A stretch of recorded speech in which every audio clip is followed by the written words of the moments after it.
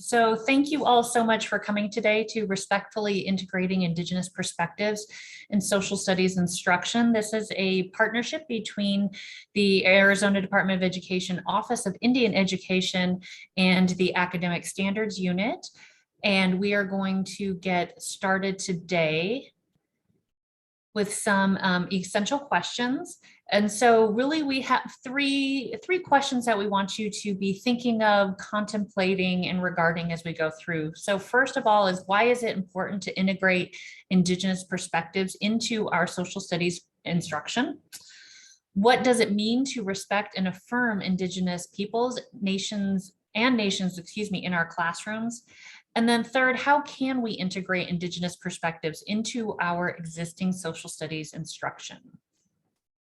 And so in order to give you some time to not only learn from us, but also each other, we have our agenda over on the other side. We'll be getting our time with some introductions and land acknowledgements, and then really dive into today's why. You'll notice throughout our agenda, we have some time for small group discussions and planning, and we know it's really important to give you all the space to process the information we're sharing and also apply it to your particular context. We will be offering some guidelines and some model lessons and resources that you can use in your own classroom, and also be providing some time to connect this topic with our Arizona social studies standards. And then we'll end our time together with some closing reflections, questions, and a survey that we'll ask you to fill out.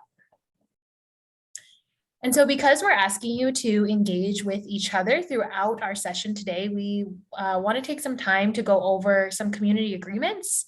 The first being that we're all here to learn. And with this agreement comes the understanding that everyone is going to be at different points in their learning journey when it comes to integrating Indigenous perspectives into your social studies instruction. For example, some of you may already be doing this work, and we hope to hear from you throughout our time today. But for others, this might be the first time you really have the chance to talk about culturally responsive or inclusive social studies instruction. And so we want to honor and respect each person's experiences as valuable knowledge. And so again, we've designed the session to make space for you all to share that unique knowledge and experience in relation to our topic today. We ask that while you're engaging in the activities we have planned for today, you show respect for whatever experience and knowledge is shared in this space. And with that agreement comes the idea that we want you to take care of yourself and others, respect what others have shared, answer people's questions if they have questions in the chat. And then also, if you need to take care of yourself, we know we're in a virtual learning environment and needs come up. Please don't hesitate to step away or do whatever you need to do in our space today. I see a question in the chat saying, will the slides be shared? And they will, following our the certification process, looking through and making sure that you attended the event. You will get a follow-up email with access to the slides. And the last community agreement we want to bring into the space is this idea of expecting and accepting non-closure. We have a limited amount of time today, and this is a really big and important topic. And so we just want you to prepare yourself to begin this conversation. We hope that we provide you some resources, some language, some conceptual ideas for how to start implementing this work.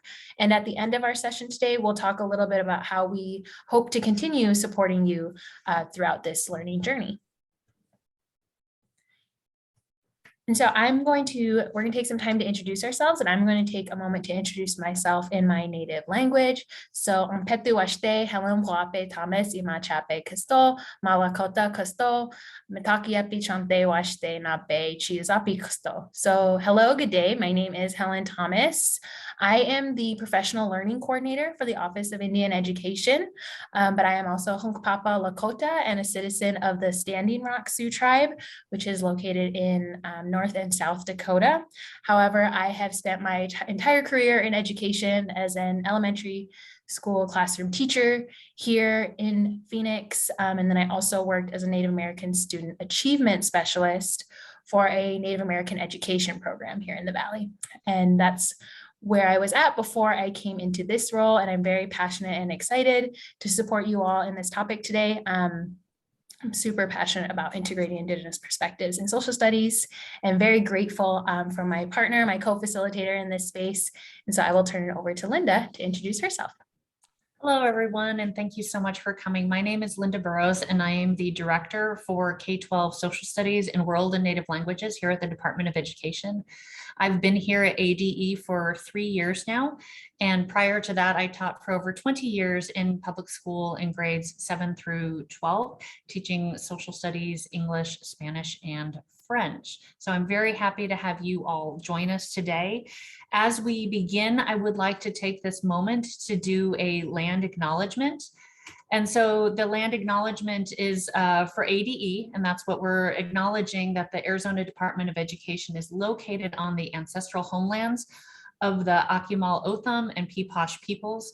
We recognize that the Akimal Otham and Peeposh peoples are the past, present, and future caretakers of this land. And we acknowledge that without their knowledge and contributions, we would not be able to survive on these lands as guests today. We would also like to acknowledge that the Phoenix metropolitan area is actually home to one of the largest urban Native populations in the entire United States. And so even if you don't recognize or realize or teach on or near an Indigenous population, you probably have Indigenous students that you don't recognize in your class. Yeah, so we want to invite you all to introduce yourselves. If you could please share your name, your role, the organization you're with, and then the tribal nation closest to you or on whose ancestral homelands you live or you work. We also want to open it up to if you're interested in sharing the tribal nation closest to where you're originally from. We're very open to you doing a land acknowledgement for the place that feels meaningful for you. I do want to just share based on what Linda just said that, yes, we do have nearly 50,000 Native American students here in the state attending public schools, and those students can be found in every type of school context, rural, urban, suburban, remote, public schools on tribal lands, but also nearly 47% of our students attend schools where they make up less than 25% of the student population. So as Linda said, you may not realize that you have Native students in your classroom, especially in our more urban or suburban context where they make up a small portion. Thank you so much for everyone sharing in the chat. We really appreciate you. We want you all to see who's in the space as well, because a big part of how we designed this session was to learn in community with each other and really emphasize those relationships. And so with that, please continue to share your land acknowledgements in the chat and your introductions. We are going to play a quick video from the U.S. Department of Arts and Culture that demonstrates why we're beginning this space with a land acknowledgement. Before I begin this morning, I'd like to recognize the Algonquin Nation on whose traditional territory we are gathering. We acknowledge them as the past, present, and future caretakers of this land.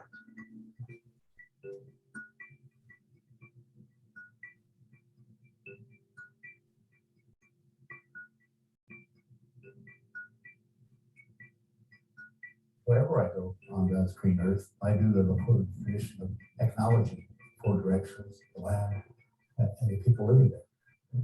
Chimaka, as I call Grandmother Earth, the land, I view her as a sacred, living entity, and that's why we acknowledge it in Lakota thought and philosophy. As a Native person, I'm ready for any kind of confrontation that might come up, or I'm preparing myself to remind people of all those things that they forget about. I was at a meeting in Minneapolis, and the room was primarily non-Native people. It was in a non-Native organization, but this executive director got up and said, "Okay, we're gonna get started." So everybody, was sitting down and getting quiet. And she said, "I'd like to get started by acknowledging the Indigenous culture of Minnesota." And I was like, wow. And it just made everything fall away a little bit for me. My guard went down. I was more relaxed because I was saying that means she understands something that is just you can't talk about, right? It just relaxed me as a minority, as a woman and as a Native person, to just like pull away this layer that's always there. It's super cool. We're at a time where non-native cultures are understanding the traditions of indigenous peoples for probably the first time in our histories. So like when I go to New Zealand, the protocol is to acknowledge each other's ancestors and the mountains and the rivers. And that's such a beautiful tradition. When people are in that space and say, we acknowledge who you are, this land, where the people come from, they're saying we acknowledge a relationship, but we're also creating that relationship. This is a good thing. The important thing would be that folks would then sit with that. Like, what does it mean that our settlement is occupying this space? And what responsibility do I have considering that legacy to these contemporary things, right? And how do I stop distancing myself from that? Ideally, that would be the impact of this. If you start acknowledging that the land that you're standing on and the space that you are in belong to people that are still here, like, makes so much more room for understanding of all these other issues. It's one of those little things that, like, if it could just tip a little bit, all the like dominoes that can fall from it. I'm like imagining that. And like wanting to live in that way. Like the thing that I'm imagining, like, yeah, that's actually really beautiful. It's just being a genuine human being to acknowledge each other's histories, the good and the bad.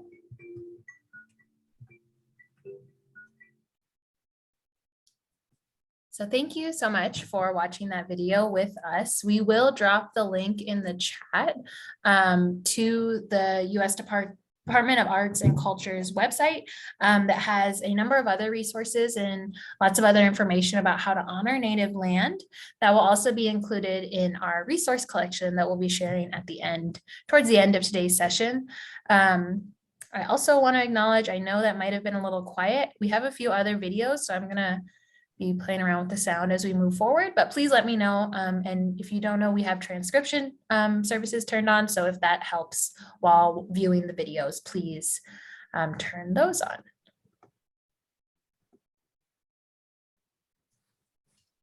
So we'd like to start today with some warm-up questions just to get you thinking about what we're doing. And so we'd like for you to go ahead and click on the link that we've put into the chat for a Mentimeter.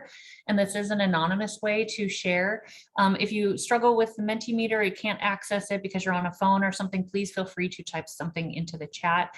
But basically, these are the three questions we'd like just to gauge and see where you guys are coming from as experts in the field. Is how do you include Indigenous and Native Americans' perspectives in your social studies instruction? What topics do you teach about with regards to Indigenous peoples? And then if you have not been able to include Indigenous peoples into your instruction, what have been some of the biggest barriers or challenges that you have faced when it comes to incorporating and integrating those Indigenous perspectives?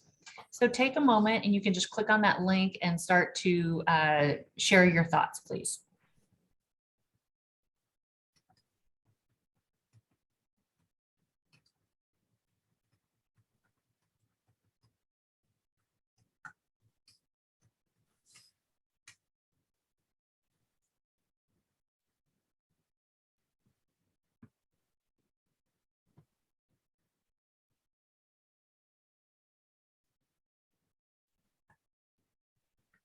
I also want to thank the person who sent me a private message about the sound. I apologize. I just now am seeing it, but I believe I fixed my sharing settings. So the next videos, you should be able to hear more clearly.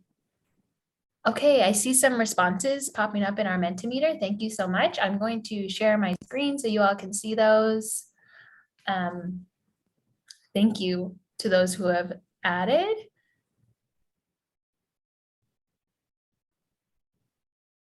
It's great to see that people are excited to learn more about how they can include Indigenous perspectives. Some people sharing they teach about Indigenous government structures, interested in finding more primary sources, allowing students to share their perspectives. And I see some people touching on some points that I know Linda and I talked about, was that your particular grade level band, there's a large number of opportunities for integrating Indigenous perspectives when we think about Arizona history and units. So these are great. I appreciate people including the context around where they teach, whether you're teaching on a school on tribal lands or with a majority of Indigenous students. That's really helpful. And thank you to those sharing in the chat. That's another note we want to share, is that if you're unable to access the Mentimeter because you're on your phone or you have limited internet connection, you can always drop your reflections directly in the chat, and that's perfectly fine, and we appreciate that. We just wanted to use a platform like Mentimeter so that there's a level of anonymity and you can be vulnerable and honest around where you're at in your understanding of this topic. Oh, Indigenous Peoples' History of the United States for young people. That's a great resource. Okay. Is there anything you wanted to shout out, Linda, before we move back to the slides? I don't think so. I think I'm good. Okay, thank you everyone again. I'm actually going to share just so that sounds in there. There we go. So we're first going to touch upon our first essential question, which is why should we include Indigenous perspectives into social studies? And so first and foremost, as many of you have shared, we have a number of Indigenous students in our state. And when we're including Indigenous perspectives, we are providing culturally responsive instruction for those students, right? So we have 22 sovereign tribal nations here in Arizona, which is a large number. But as we mentioned in our land acknowledgement, there's also large urban and suburban Native populations in our state as well. We have nearly 50,000 Native American students, and those students don't just represent the 22 tribal nations in our state, but they're actually represent over 110 tribal nations, which is nearly a fifth of or a sixth of the total federally recognized tribal nations here in the United States. We also want to acknowledge that when we are providing Indigenous perspectives and culturally responsive instruction for our Indigenous students, we have the opportunity to repair some of the damaged relationships that exist due to the history of Indigenous peoples and schooling in the United States, particularly the history and the impacts of the Native American boarding schools. And just as a little opportunity for you all, we have an additional summer social studies series happening next week, which is part 2 of the teaching about Native American boarding schools. So if you're interested in learning more about that history, or you want resources to teach about that topic in your classroom, please join us. Those sessions are still available and have seats open. And so we wanted to also bring into the conversation why it's important for all students to see accurate and respectful Indigenous representation, not just within social studies, but our schools broadly. And so we're going to show you 2 clips from a few videos from a project called Reclaiming Native Truth. And this project was looking at the way that Native American people are represented in mainstream media, including K-12 schools, and why it's important that we have accurate and respectful representation. So please let me know if the sound is still quiet on this video.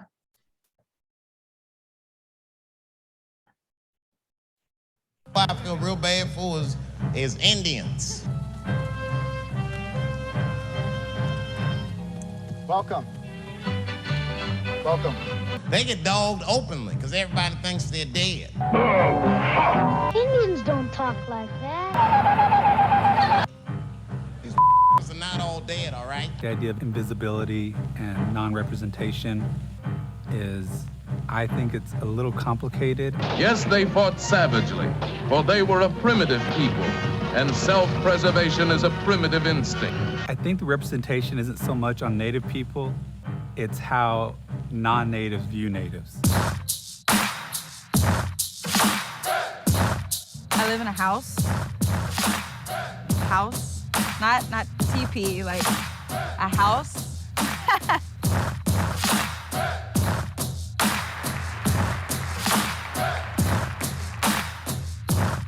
As a Native woman, we're very hypersexualized and romanticized. How do you like the Indian recipe? So I think that affects us in academics to just everyday life.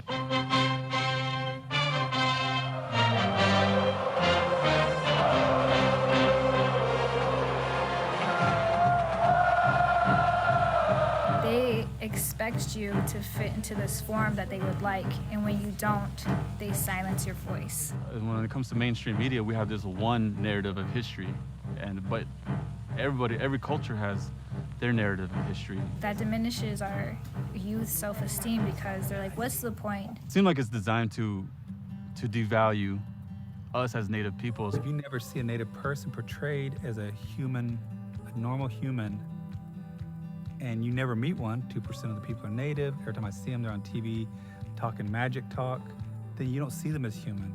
It's easier to perform a crime on someone that you think is not human. If you're always having misconceptions like mirrored back to yourself, then it's harder to get a grasp on your identity, or it tells you that your identity is invalid. It's tough for me to even really imagine this system sort of valuing other cultures, I guess. When we see ourselves or our perception of what society thinks of us on TV or the radio or in mascots and whatever the case is, that we automatically feel like we have to be in that slot. Like we're automatically seen as that, and so might as well be that. To add value to our people would be to have people involved as far as designing a society that we all get along in and that we all can share truths about each other instead of propaganda. The worst that could happen is people would stop hating people for no reason.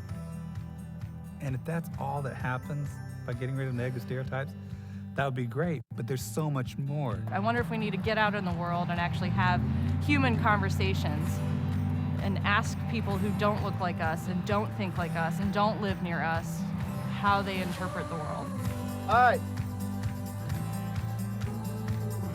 Well, yeah, I definitely feel like education is important, and I want my children to grow and, get great educations. Whenever I was able to get out and, and learn and read and, research on my own, it does make you resentful. It makes you feel like, dang, can I even trust y'all with my kids, or because there's so much left out. People are ready to hear our stories. People are ready to learn about our cultures. By using story. Okay, so thank you. I appreciate those confirming that the sound was better. And so that video showed a variety of tribal affiliations, perspectives, just sharing more Indigenous voices around why accurate representation is important. And this next clip really touches on why it's important on more of a systemic level, and also what some of their research found. So we'll just play about a minute of this next video.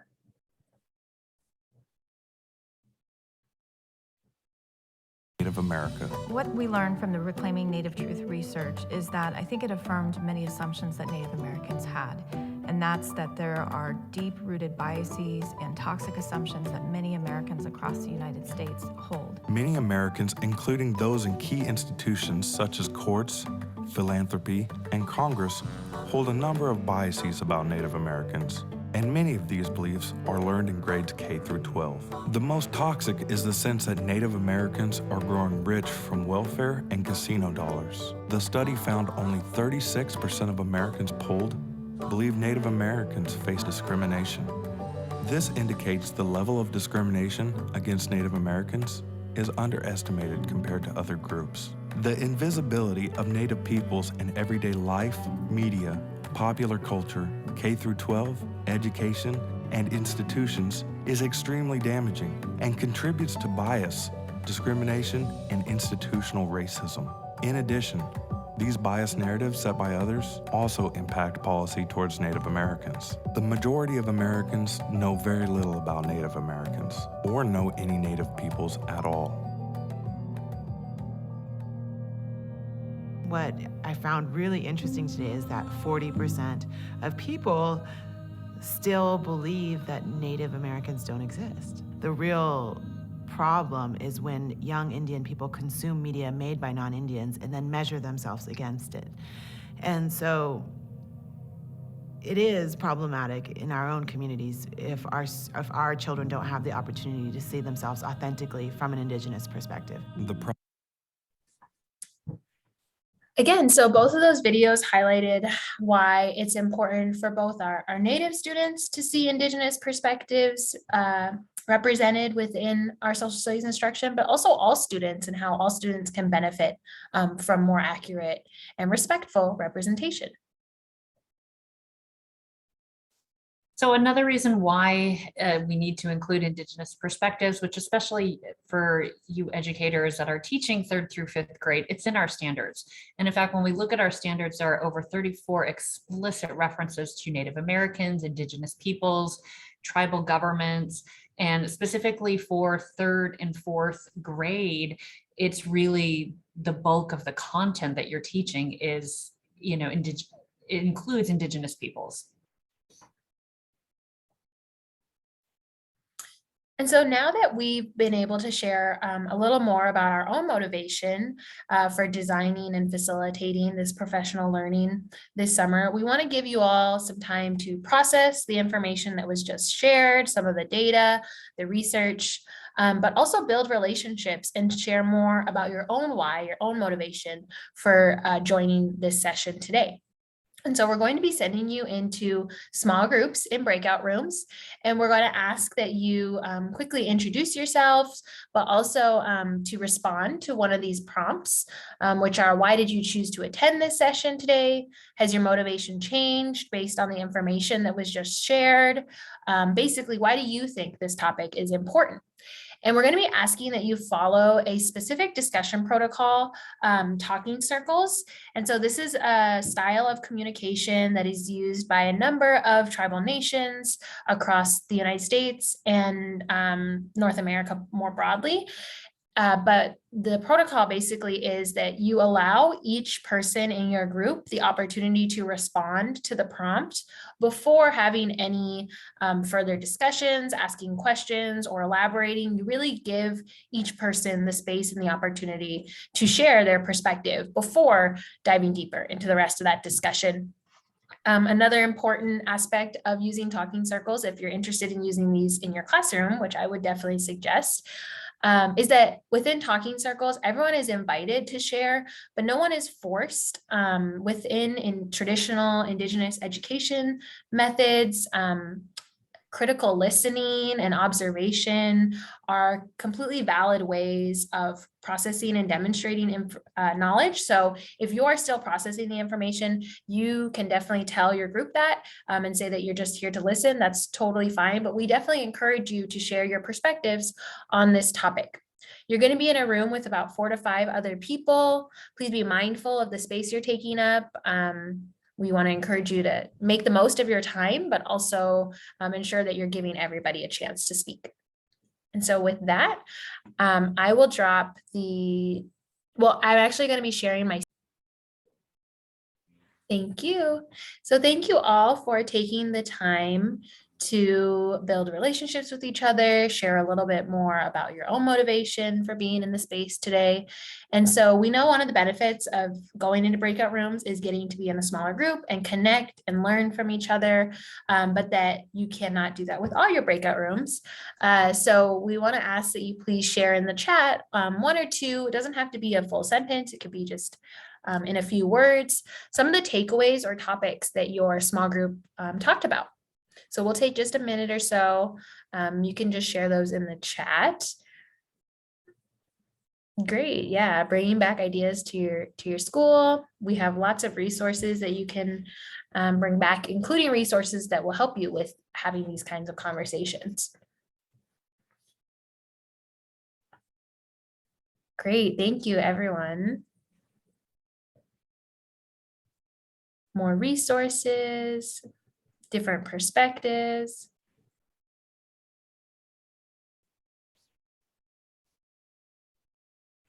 Thank you. And just a reminder, because we are recording, Linda at the top of the session did encourage everyone to turn their cameras off, just so your face isn't showing in our recording that we'll be posting to our website. I just got a private message about turning your camera on. So, well, thank you. For the sake of time, I think we'll keep moving forward, but we encourage you to continue to drop any aha moments, questions in the chat throughout our time together. So our next essential question that we're going to focus on is really, what does it mean to respect and affirm Indigenous peoples and nations in our classrooms? And so in order to accurately integrate Indigenous perspectives into social studies, we are using a position statement from the National Council for the Social Studies that was published in 2019 and authored by both Indigenous and non-Indigenous social studies educators who are committed to affirming Indigenous peoples and nations. And so the position statement includes 7 recommendations, and we will be diving deeper into each of these recommendations while highlighting existing resources that you can use in your classrooms. I think we'll drop the link in the chat to the position statement for anyone that may be interested in reading it in its entirety. It's not too long, and it has some really great information within it. So the first recommendation, and we've already touched on this through some of the videos that we've watched today, is to commit to responsible representations. We know that historically, Native and Indigenous peoples have been misrepresented, if not erased, from typical historical accounts. And so we really want to combat these historical erasures, myths, and misrepresentations with more accurate history, stories, and contributions of Native peoples. The problematic part of a lot of these myths or misrepresentations is that they tend to generalize Native peoples and tribal nations right into this monolith, which we know is not true. There are over 570 federally recognized tribes, hundreds more tribes that are just state recognized, and then numerous tribes that don't have any state or federal recognition, but still have a strong sense of community and cultural ties to the land where they're at. Another problematic part of these mainstream myths is that they can tend to essentialize Native identity, which again generalizes and simplifies the complexity of Native people's identity into typically surface level representations, right, of bees or feathers, and that tends to center Native nations that are located on the plains, and we don't often get to see as many representations of other regions, although Native peoples could be found and can be found in every region of the United States and around the world today. We also don't want to commodify Native culture and turn these really sacred and complex and nuanced beliefs into objects that students can either play with or take on in a way that could be disrespectful. And then lastly, we don't want to romanticize history, and we want to make sure we're providing multiple perspectives of the history of our Native nations and the United States broadly. But a lot of those mainstream myths that we tend to see in schools do things like that, and that's why we want to avoid them. So we encourage you to use, especially in the 3rd through 5th grade level, books such as We Are Still Here or The People Shall Continue, which offer a lot of great information, accurate historical information around the history of Native peoples in the United States, while also bringing it into the contemporary modern day and they recognize the diversity of Native peoples. You can also We also want to note how important it is to use the specific names of Indigenous peoples and nations. You'll notice when I introduced myself, I said I am Hunkpapa Lakota. Hunkpapa is the band of Lakota that my family is from. But you'll notice that when I said I was a citizen of the Standing Rock Sioux tribe, because that is the federal legal name that was given to my native nation. However, we identify ourselves as being Lakota or Dakota. And so it's a lot, usually best practice is to use the terminology that you see the Indigenous peoples around you using when talking about that specific group. And so that resource on Thanksgiving you see on the screen does a great job of providing perspectives from specific tribal nations, such as the Wampanoag or the Haudenosaunee, while connecting to larger themes like environment, community, or just multiple perspectives of encounters. And these can be used as alternatives, right, to some of those more traditional Thanksgiving or fall time lessons that we see. And so the next recommendation takes this one step further, and I will pass it over to Linda to talk about that one. So the second recommendation that we have is really about teaching current events and movements and not teaching about Indigenous peoples as only existing in the past. The quote that we're giving you from Scheer in 2015 says that 87% of state level US history and standards refer to Indigenous peoples in kind of a pre-1900 context. And so this is something that we really want to recognize, that it's the idea that Indigenous peoples are very much a part of our present and our future, and to not teach about them only in the past, because then that just perpetuates those harmful stereotypes and myths that we saw in a couple of videos earlier. One way to do this is really by showing accurate representation, right, in current events and different movements that are important to Indigenous peoples. We have a collection of resources that we're going to share with you that show all sorts of like articles from today about events that you can talk about from Newsella or News ELA, depending upon how you say it. And it's just that idea of sharing current issues that are important to Indigenous peoples. And we've got some of them here listed on the screen for you. You know, preservation of language is a big piece for Indigenous peoples, because so much of the boarding school was really to eradicate their language. Sovereignty is another big issue. We just had actually a Supreme Court case a few days ago that basically took away some tribal sovereignty that was granted in 2020 to tribes in the Oklahoma area. Water, which is such a precious thing to us in the United States, is also in the Southwest, I should say, but it's also a really big issue for Indigenous peoples, as their water rights have been taken away and then restored and then taken away or diminished all throughout time. And then also the idea of just accurate representation. We've seen that a big movement with mascots, but you do see, you know, some places pushing back or don't. Or it's interesting to have the conversation, like the University of Utah actually has permission from the Ute tribe to use the Ute mention as their mascot. So again, it's not this monolith kind of issue, that every Indigenous group and nation and people have their own issues that are important to them, just like everybody else. And it's important to have those and discuss those types of things. A couple of highlighted one here are obviously the repatriation of sacred items, right? That's a big one. And then also the missing and murdered Indigenous peoples, especially for women. More women go, the crimes against women on Indigenous nations don't get recorded and don't get investigated like they do elsewhere. It's really, when you look at the statistics, it's quite abominable. And obviously those are not necessarily items that you want to talk about with 3rd, 4th, and 5th graders, but it is good for you as an adult educator to kind of know a little bit more of the background and to educate yourself on maybe what are some of the issues. So that way you can lend an ear or a helping hand to maybe some students that are having those issues. Like maybe they have an auntie that is gone missing, and, you know, but you're not going to talk about it necessarily to your whole class, but knowing with that as their teacher, you can help them through some of those trauma types of things. Yeah, and I think another just additional point around the importance of incorporating a lot of these current events and movements, as Linda said, is one, when you teach about these events, you're really positioning and showcasing Indigenous peoples as having agency, right? A lot of our historical narratives of Native peoples position them as being very passive, that contact happened to them, the reservation system happened to them.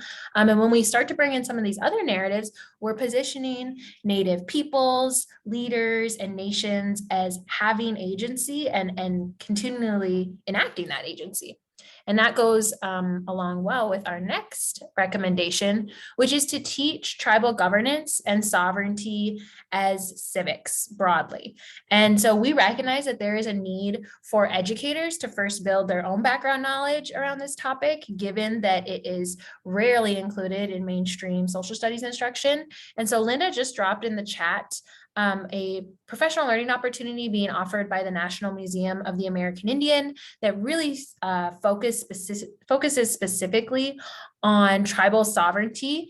It's called Tribal Sovereignty, Why It Matters for Teaching and Learning About Native Americans. So if this is a topic that you would like to further build your background knowledge around, we encourage you to attend that free event. We've also included this really great resource from the National Congress of American Indians, which is a long-standing intertribal organization that advocates for Native nations' rights. And it has great graphics, information, timelines that you can actually use in your classroom. But as Linda said, you could first use to build your own background knowledge. We are going to share an additional video that really showcases why this idea of treaties and tribal sovereignty are very relevant and matter today.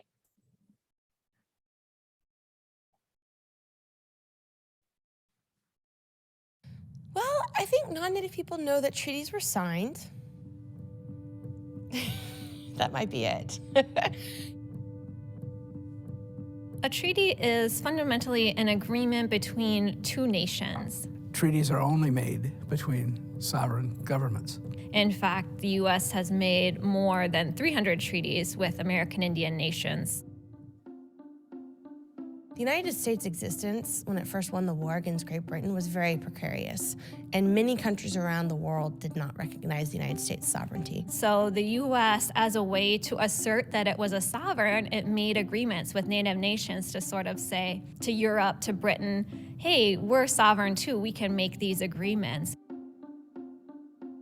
The idea that treaties somehow gave status or standing or land to Indigenous nations is probably the main fallacy that exists. I think that many people view treaties as special rights for Indians. They're not rights given to Native nations. They're Native nations, by and large, giving rights to the United States. I think a lot of people lack an understanding that wherever they live, there's probably a treaty that gives them the right to live there, granted to them by Native nations. A nation relinquished the majority of its land rights, its land holdings, its resource holdings, for the right to preserve its way of life. The rights that are reserved are more easily defined by the U.S. courts as property rights, but better defined by our traditional and cultural understandings as being relationship rights to the land, the water, and all of the beings that we hunt and fish and share that world with. It's through treaties that I think we've been able to hold off a lot of forces that would like to see us erased from the continent. I'm trying to think of one treaty that from the perspective of the Indigenous nation has been fully upheld and implemented. A lot of people disregard our treaties and say they're a thing of the past, they've been broken, let's forget about them. They would like to wipe away the treaty history of the United States, but that's simply not how it works. Our United States Constitution recognizes that once a treaty is signed and ratified by the Senate, it becomes the, quote, supreme law of the land. What that means is that a treaty, it's as much alive as the U.S. Constitution is. Are they living documents? Do they exist and do they transcend generations? The answer is absolutely yes. When people question the relevance of treaties and say, I don't think treaties are relevant, my response is, then just give us the land back. We're not talking about past history, we're talking about today. The best example of that is the Dakota Access Pipeline.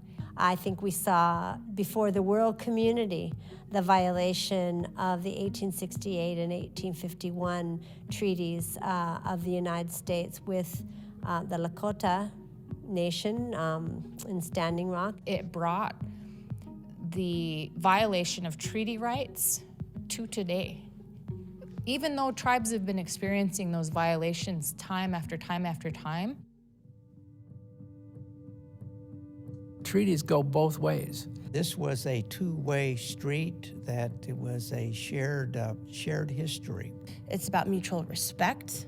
Non-Native peoples are treaty partners, the descendants of the treaty signers, you could say, on the United States side. I think that the way that we bring everybody into the conversation is we have curriculum that accurately reflects the reality of what an Indian treaty is. That's something we do for the United States Constitution and the 3 branches of government. Why don't we have a tribal component to that education?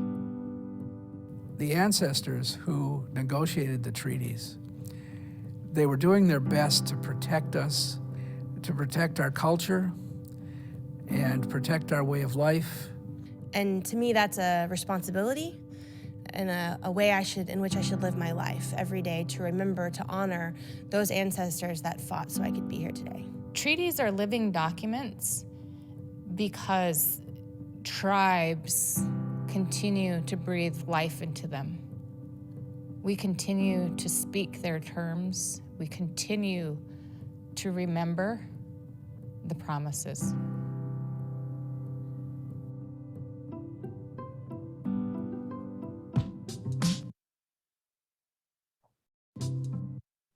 So as we consider what that means for teaching tribal governance and sovereignty as civics, there are some recommendations that we would love to offer, specifically the importance of defining some of these terms, knowing that students may not have heard them before. So it's really important to define terms such as sovereignty, dual citizenship, self-determination, treaties, what are confederated tribes.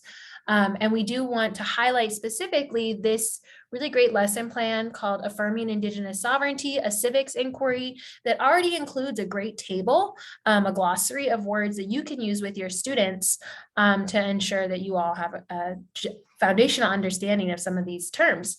That lesson plan particularly is aligned to the 3C framework. It uses an inquiry approach, and it allows you opportunities to insert examples that are relevant to your students and the communities around you. So the authors encourage you to look at tribal sovereignty through the lens of how it's been challenged in contemporary times. And you can use examples that are relevant here in the Southwest through examples like the Bears Ears movement that recently happened.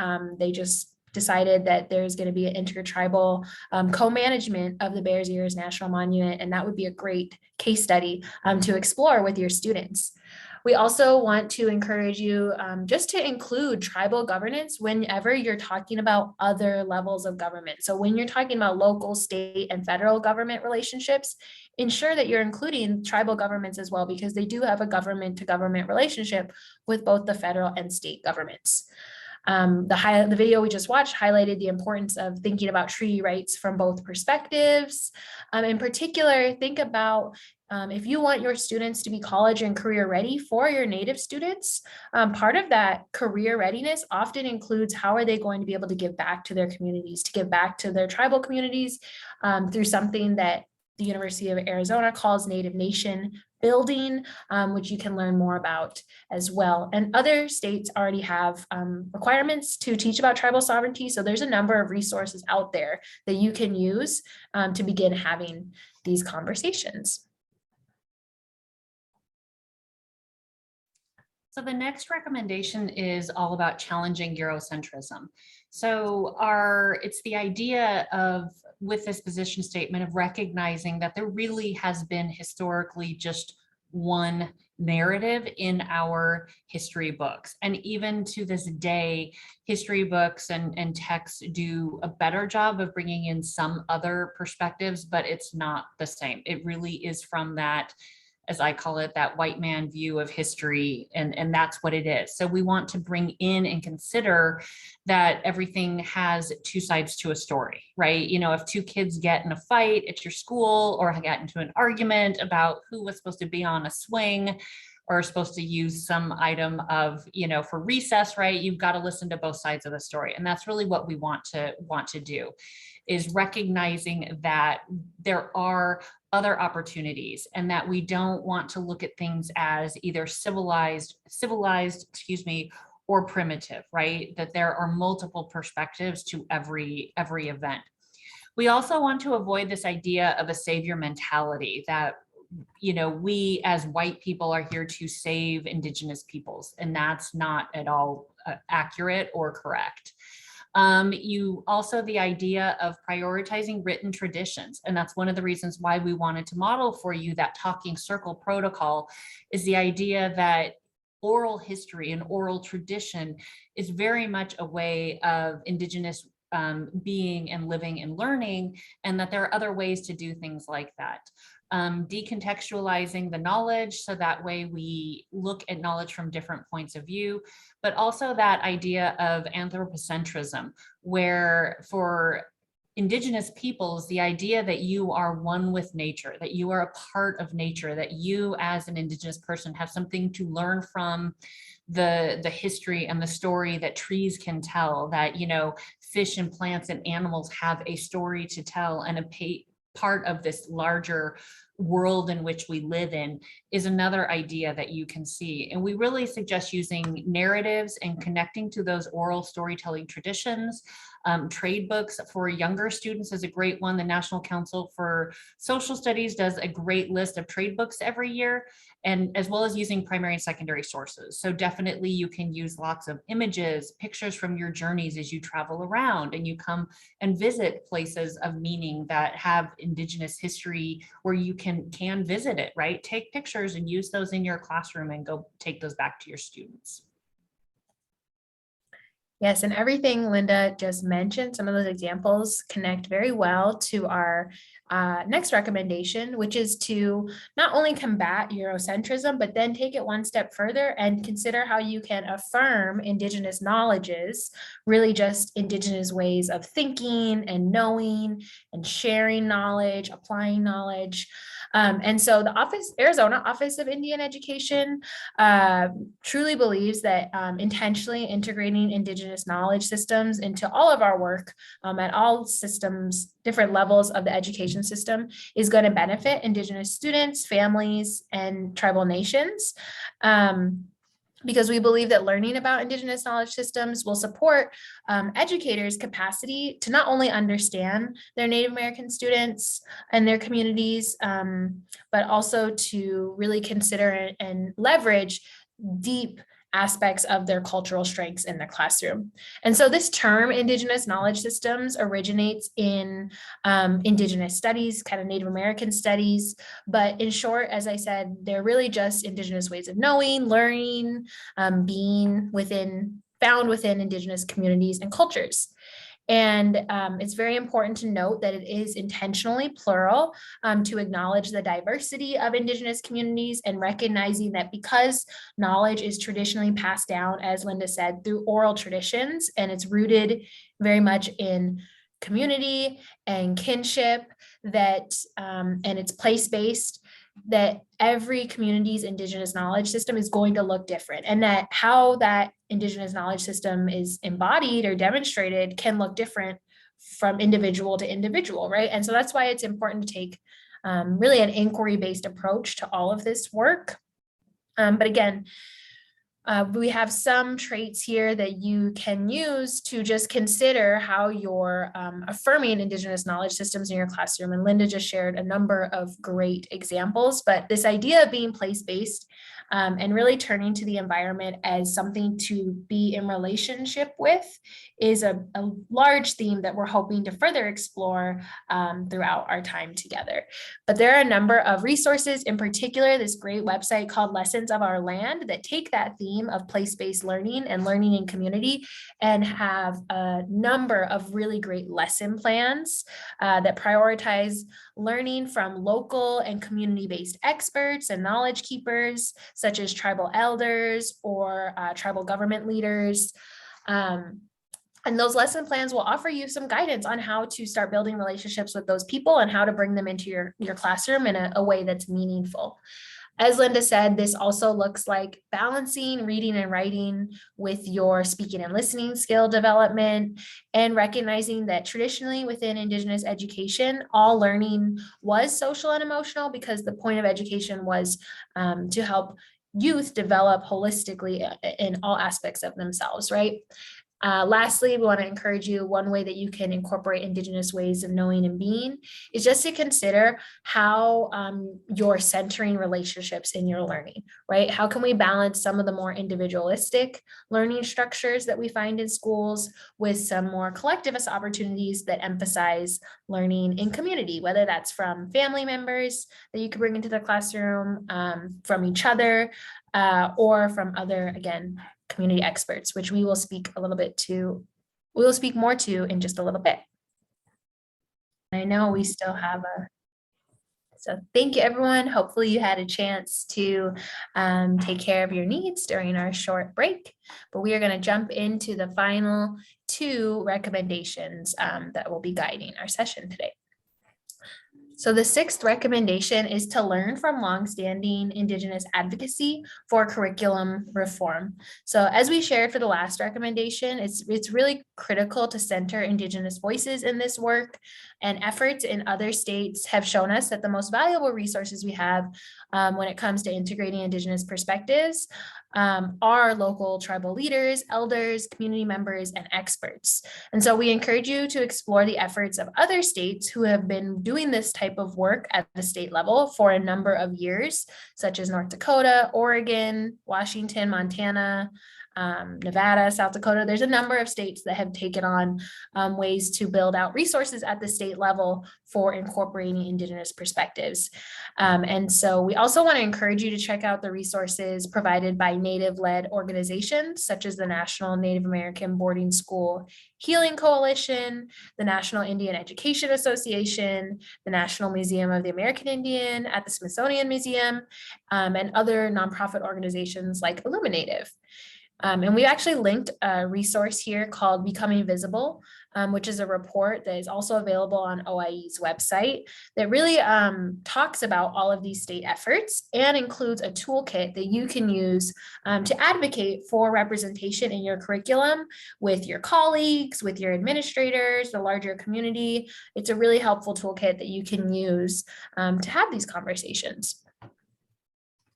Along with that last recommendation, as I said, the most valuable resource that you're going to have is your local community when it comes to centering kind of your local place-based context first. And so when we say collaborate with community and local experts, we know it can be difficult, or you might feel uncertain around who is the appropriate community member to reach out to. And so first and foremost, if your LEA has a Title VI, which is Title VI of ESSA, or a Johnson O'Malley federally funded program, a Native American education program, those are great people to reach out to. That's the type of program I previously worked for, and I worked closely with educators throughout all processes of their instruction, from planning to co-teaching to helping them evaluate how a lesson went afterwards, reflecting on what resources could be used or what questions students might still have. But if you don't have program staff like that in your LEA, you can also reach directly out to tribal education and culture departments. I also collaborated with these people, given that my tribal nation is in North Dakota. So even when I was working with with Native students, I was still somewhat of an outsider and recognized that I had a lot of learning to do when it came to the tribal nations here in Arizona. And tribal education and culture departments and their staff are amazing collaborators that you can reach out to, if only to get an idea around what aspects of tribal history and contributions they want to be included in the classroom. And so the Arizona Office of Indian Education gathers that contact information for you. It's been dropped in the chat, and we regularly update that so that the contact information for all the tribal nations is recent and up to date. You can also do some of this work on your own, which is just exploring places of meaning around your community. I also encourage you to leverage the relationships with your students and families to ask them what are places of meaning around your local community. But if you're interested in doing more, you can look for interviews online. I get a lot of my news and just information and context around what's happening with tribal nations here in our state from social media, even following tribal nations accounts. But you can also go to Native news sources like Indian Country Today, which is a free open access public news source that's actually housed at Arizona State University at the Walter Cronkite School, for more information around what are recent movements and issues that tribal communities are interested in. Lastly, we've included a link to a great article from Edutopia that talks about doing life in the community where you teach and offers some really great activities and starting points for some of this work. All right, so now we get to our last essential question for today, which really is the big one, right? How do you take everything that we've learned and discussed and integrate that into our existing social studies instruction? And we are not asking you to completely revamp your instruction, although I will say 3rd and 4th grade really do have a focus where Indigenous peoples are part of what you're really teaching. But it's that idea of bringing in, having Native peoples tell their own story, right? We want them to tell their story from their point of view using their narratives. So now we're going to take a minute to really explore the standards and think of not just where are the explicit ways that we can find the standards, the links, but actually maybe some of the less explicit ways that maybe you can bring it into your learning, where maybe you're not so social studies driven, but maybe you're bringing in some of those Indigenous ways of thinking and being with the science or with ELA or with math, or maybe with your specials and stuff. So we are going to put you back into your same breakout rooms for about 7 minutes. We have a Padlet that has all of the social studies standards on it already for you. And as you look at this Padlet, you can pull up your standard, glance at it, what are your specific standards, and then underneath there's a little plus sign if you're unfamiliar with Padlet, and that's where you can add your thoughts, like where are some of the explicit standards that are obvious, and then maybe what are some of the other not so obvious ways in which you can incorporate Indigenous voices, and what opportunities maybe do you find. So back in your breakout rooms, pull up the Padlet and go ahead, and we're going to give you time to start this.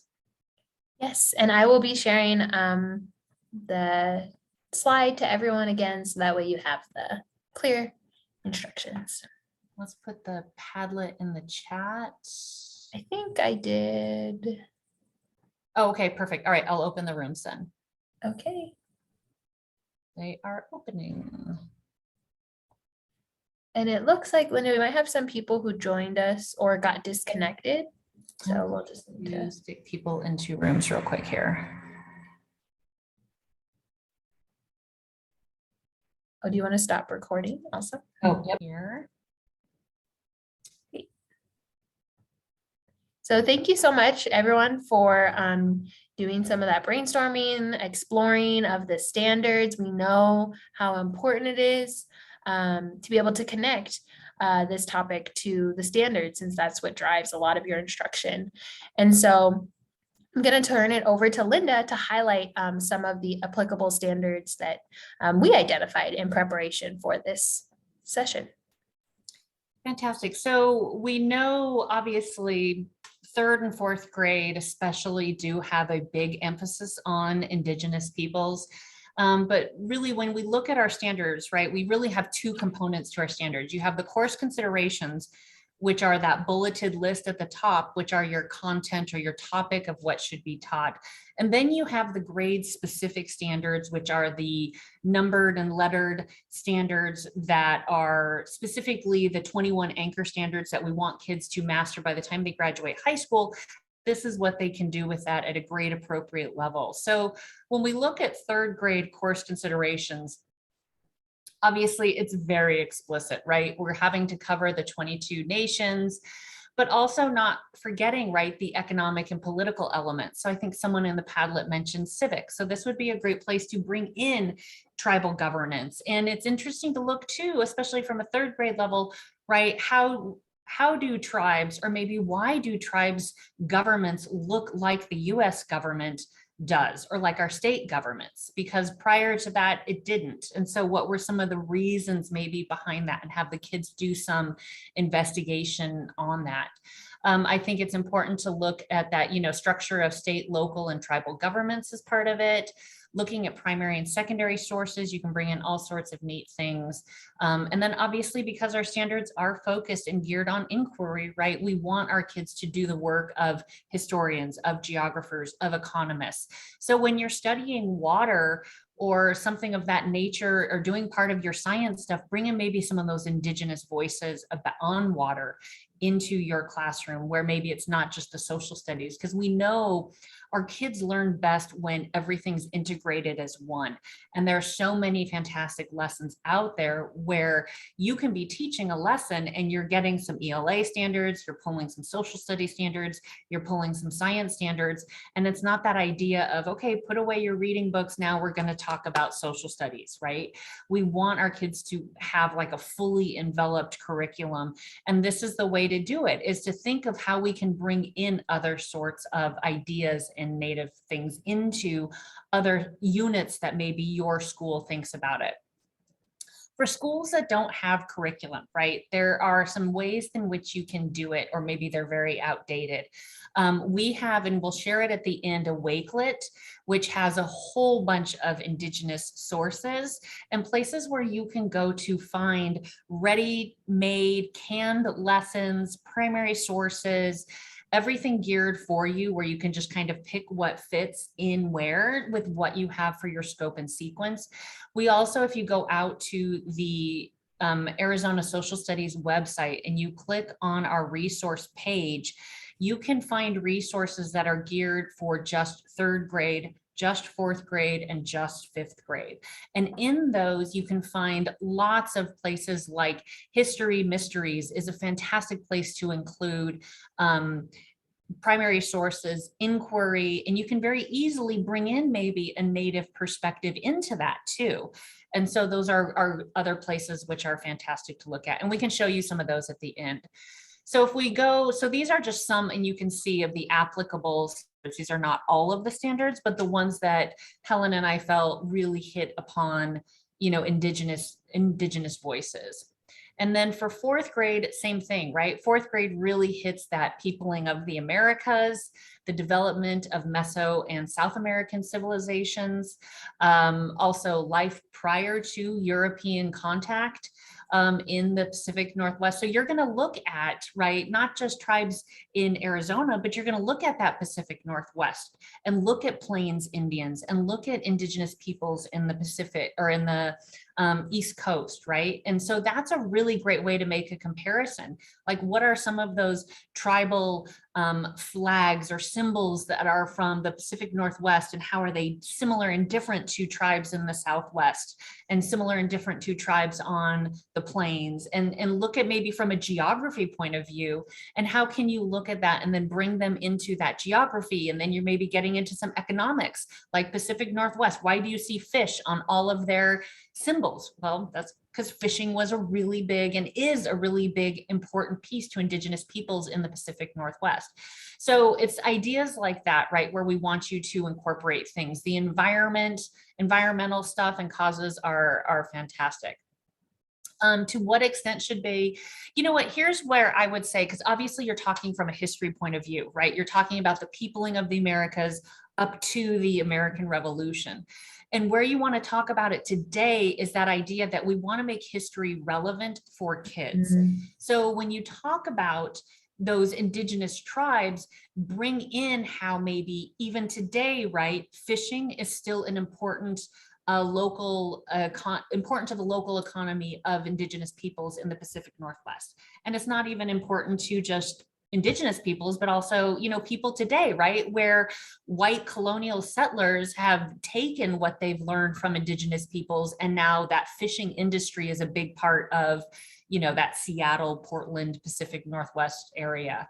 And so it's that idea of looking at what was like then, right? And how can we maybe see some of those examples today to, again, make it relevant to them? Because you're right, it is history, but it's making that relevant connection, that it's like, oh, did you know, hey, this is going to be here. Exactly. Yeah. Gosh, how fantastic to take kids fishing, right? That would be perfect, you know, if you have that ability to do something like that. So it's that idea that we want to make things relevant to the kids. So take that little piece of history and then find how you can link it to their lives today. Hey, has anyone gone fishing before, right? You're doing the same thing that was important, that is important, okay, to tribes today. And it's that idea of not just relegating them to the past, but bringing that into the future. And by relating it to the kids today, you can do that. So again, tons of standards in fourth grade as well. And then when we move to fifth grade, it's a little different, right? Because we are talking about more from America to industrialization. But really now, this is where you can talk a lot about that impact on indigenous peoples. The, you know, like just population statistics of what happened to indigenous peoples as white settlers moved across the country and took land, and what happened to, you can go through all those treaties that they mentioned prior, right? What do those treaties look like today? Bring in some of those current events. New ZLA talks all about it, like the pipeline in Standing Rock, right? That would be a great way to say, hey, this was a treaty that was made in the 1860s, and look at what's happening today, is, you know, and so that's how you can, again, teach that history, but make it relevant. And that's really what we want. We want kids to be able to see that history and then apply it to today. So it's really a really good idea. So there's all of that you can talk about with, again, if you use those ideas, especially in a fifth grade, right, of westward expansion, or if you use that term manifest destiny, right, you need to teach it, not that it was manifest destiny, but that it's that, okay, that's from a white point of view that it was manifest destiny, not from the indigenous point of view, right? Or from a Black slave point of view of what was going on. There's a great painting, and I think we did this last year in the S5 for fourth grade, where I took Thomas, it's that painting that has, I can't think of what it's called right now. I'll have to find it, where it's that painting of westward expansion, where it's got the white woman in the center and she's got this white robe, and you see like the dark shading of it. And this painting was you know, and it's a great way to talk about perspective and point of view. Like, this is from that white point of view, right? Where it's like, oh, she's in white and she's pure and it's all lit and bright and it's all dark where the native peoples lived. And why would that be? And is that really what happened? And so it's bringing in those kinds of perspectives and narratives to teach that. And so that's one thing to be mindful of. Thank you. American Progress by John Gast. I was totally losing my mind there. And it's the same thing when we talk about, especially because in fifth grade and in fourth grade, you have to talk about slavery too. It's in the standards. And you do talk about those points of view, right? So you want to hit those narratives of what was life like, relate that to today. Yeah, and I do want to highlight a really great resource that was just recently created through another partnership we have that isn't online yet, but once it is available, we'll add it to the Wakelet collection, which is a wonderful video presentation from a local community expert, Manny Pino, who was a professor in American Indian Studies for nearly 3 decades here in Scottsdale. And what he does, which I think would be really helpful for fifth grade specifically, is looks and he explains a lot of the legislative acts of Congress that were enacted throughout the 18th and 19th and 20th century that were some of the driving forces behind why Indigenous peoples were moving. For example, there's the Termination Act of 1954, which was when the federal government tried to disband tribal nations and remove their status as tribal nations and encourage individual Native American people to move into urban centers for economic development and economic prosperity. And so that's why you see places like Phoenix and Denver, Seattle, Minneapolis, those were all locations of the termination and relocation era. And so as Linda was saying, looking at those policies, looking at that history and helping students see that helps us understand why we see the world the way it is today is so critical.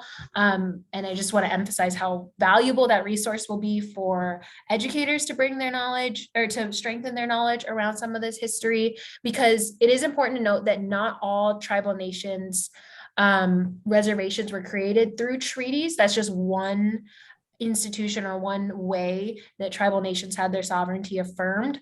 Most of our tribal nations, and Professor Pino speaks to this in his presentation here in Arizona, 21 out of the 22 tribes were actually affirmed and given federal recognition status through executive orders. So you can also look at Supreme Court cases. There's so many opportunities for primary source exploration to further elaborate on. And just quickly, go ahead, Linda. It is that idea that it's not just in social studies that you can bring in Indigenous voices, that there is that Indigenous wealth of knowledge with regards to science, right? And ways of thinking of that and community and kinship, that the science part of it is really interesting to bring into your classrooms as well. Yeah, and in just a moment, I'll share a little bit about how the Office of Indian Education is trying to build out some of the resources and guidance around other topics beyond social studies as well. But I just want to bring us back to this idea of contextualizing this through place and community. A lot of what Linda just shared, super great examples. One of the major through lines you see through those examples is this idea of place, of geography. And I think another way to bring the historical into the contemporary framework is to think about relationships to place and how Indigenous people's relationships to place are really grounded in the relationships to the land and to the water and to the non-human beings that are there. And think about how even if there's some history of certain Indigenous peoples in your region, that those Indigenous peoples may not be there still today. That doesn't mean that you shouldn't include that history because of relocation. A lot of Indigenous peoples do not currently live on their ancestral homelands, but there are, again, acts of Congress and executive orders that give Indigenous peoples, or affirm, don't give, they affirm Indigenous peoples' rights to still have relationships with those ancestral homelands and sacred sites. So these are all great ways to look at Indigenous people's perspectives through the lens of a historian or economist or a geographer, just like Linda said. And so we want to encourage you to center the context, the community, and the place that you serve in right now. But we are by no means saying that you can't expand that, right? And it's important, even for our Native students, to learn about other tribal nations and the histories and the differences and the similarities in some of those experiences. I know that's something that I didn't have a chance to do until college. And that's one of the reasons I'm so passionate about this topic, is knowing that Indigenous students deserve to learn about these perspectives. All students deserve to learn about these perspectives very early on, right? And so, as I said, the Office of Indian Education is working to build out some resources, some guidance around what does this look like. We know that one of the biggest concerns for teachers is having vetted, tribally approved resources and knowledge, because you want to be appropriate, you want to be respectful about what you include in the classroom. So we are in the early stages of developing what are called essential understandings. Again, a number of other states we highlighted today already have these. So you could take a look at some other states' essential understandings just to get an idea of what this resource will be. But really, it's foundational language, background knowledge, and conceptual knowledge that educators broadly can use to start framing kind of Indigenous education, Indigenous perspectives across all content areas and all aspects of education. And so you'll see here, we've touched on nearly all of these today, but they will be co-created in collaboration with our sovereign tribal nations and our states, so that you can rest assured that what you're using in your classroom has been approved and kind of given the go-ahead by our tribal nations. And that's one way that we at the state office want to affirm tribal sovereignty, is by co-creating with our tribal nations. And so I know this says 15 minutes, but for the sake of time, we're probably going to have to do a little bit less. However, we want to give you all some time to, one, explore the resources that we've mentioned here today. The Wakelet is in the chat. And then also give you some time to just process and start making meaning from everything we shared in the context of your own classroom and your own instruction. So we're going to send you into those same breakout rooms, so that way you can build on the relationships you already have. We also are including a link to a slide deck where you can record some of your thoughts around what you're thinking you want to include in your classroom. So when you open up the slide deck, just go to the slide that corresponds to your breakout room number and share a few of the takeaways, examples, applications that you and your group are discussing. So for the sake of time, I'm going to stop talking and let Linda send you to the rooms, and we will give you about a 1 or 2 minute warning when we're bringing you back. Right, I'm going to open up the classroom or open up the rooms. There we go. Let's see, I need to. And I will share my screen. I need to breakout undo Jennifer's screen here real quick. So I might just join, actually, let's see, participants. Jennifer, oh, let me pause the record minutes. So thank you all so much for coming, and we loved seeing what your takeaways and the examples that we have for you. We do have a survey for you to complete. Again, we want to one, continue what we've learned, right? Part of this is giving you these great resources, but also giving you that extra knowledge and confidence to go forward as you teach and incorporate Indigenous perspectives into your teaching. We will be doing attendance in the next few days. So if I can have you put your first and last name into the chat, or if you're unable to because you're on the phone or driving or something like that, shoot me an email. And that would work just as well. We did want to let you know that, again, we want to recognize that this is just not a one and done kind of thing. So Helen and I have planned, and you want to be on the lookout for it, what we're calling communities of practice. And so we would like to come back together once a quarter and just meet for an hour to look at and see, how are things going well for you? How have you been able to incorporate Indigenous perspectives? What are some of the challenges that you have faced? How can we support one another in this community that we're creating of really focusing on these multiple perspectives and bringing in Indigenous voices? It's also a way in which Helen and I can model for you some of those Indigenous ways of thinking and being and learning. So learning is much more of a community-based process for Indigenous communities. And so we want to model that for you as well. So be on the lookout. We're looking to hopefully get together like once a quarter and meet and touch base and see how things are going for you. When you get the attended sessions, we will also be including a PDF of this presentation. So it will have everything hyperlinked for you. It will also be hyperlinked out to this group planning document, so you can see what all the group's takeaways were as we're going through this.